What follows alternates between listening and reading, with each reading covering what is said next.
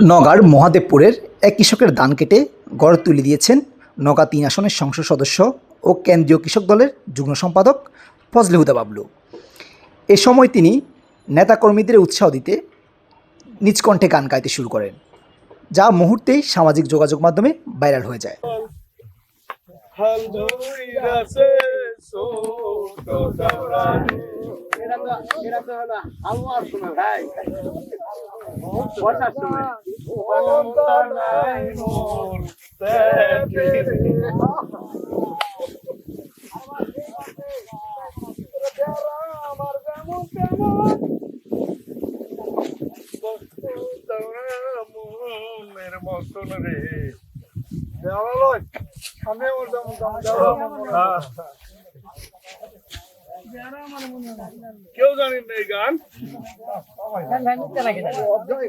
আজ সকাল 11টায় নেতাকর্মীদের নিয়ে উপজেলার চেরাকপুর ইউনিয়নের গোপালতলার মোড়ে কৃষক আলম হোসেনের 1.5 বিঘা জমির পাকা ধান কেটে দেন।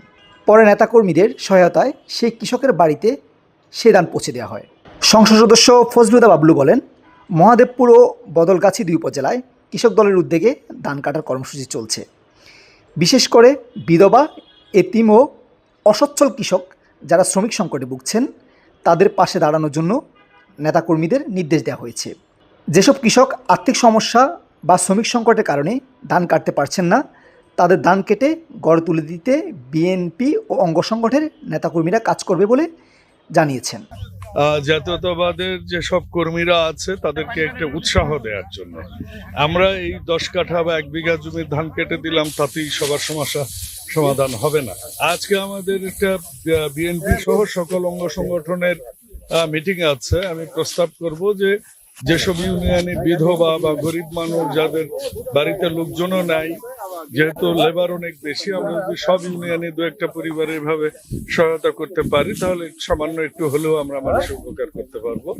আর মূলত সেটার জন্যই আজকের এই কর্মীদের সাথে যে একটা আমরা ট্রায়াল দেওয়ার মতো বলতে পারেন, যে তারা একটু উৎসাহ পাইলো, এজন্য এটার আমরা আয়োজন করেছি। এবং আসলে তো বিশেষ করে কৃষক দল এর আগেও করেছে, কিন্তু আমার মনে হয়েছে যে আসলে নেতা না আসলে তারা বোধহয় উৎসাহ পায় না, এজন্যই শুরুটা করে দিচ্ছি। আশা করি তারা আগামীতে সহায়তা করবে। আমরা বিশেষ করে বিধবা বা যাদের পরিবারে সংখ্যা কম বা গরিব মানুষ, ধান উঠানোর মতো এখন ক্যাপাবিলিটি নাই এত শ্রমিক খরচ করে, তাদেরকে সহায়তা করবে 10টা ইউনিয়নে। আজকে আমি যতটুকু জানি বদলগাছিতেও হচ্ছে, এটা বদলগাছিতে কৃষক দল করতেছে।